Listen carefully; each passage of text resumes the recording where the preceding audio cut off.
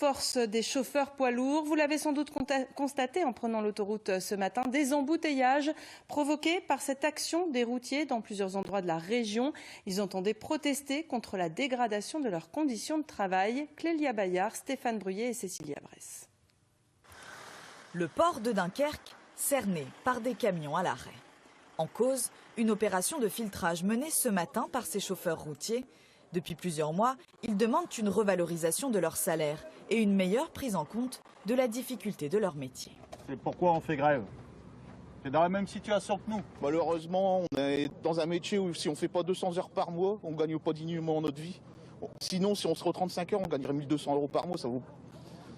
C'est une catastrophe, quoi. On se fait agresser. Moi, j'ai dans mon entreprise 4-5 chauffeurs qui se sont encore fait agresser cette année. On est sujet à dormir sur les bandes d'arrêt d'urgence. Alors, vous pouvez comprendre que sur le plan aussi sanitaire, ça fait obstruction aussi. Hein, on n'a pas de toilettes qui sont mises en place.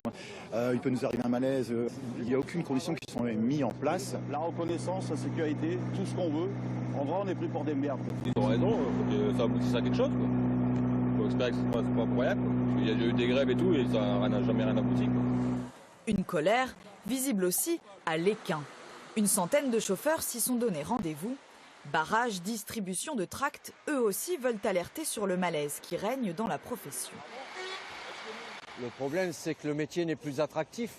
Les jeunes n'ont pas envie de faire des journées de 12 heures, voire 15 heures d'amplitude, avec un salaire à 10,40, 10,49 de l'heure, quoi. Je veux dire, les jeunes, ils ont envie d'avoir une vie de famille. Une pénurie de main-d'œuvre qui se fait sentir.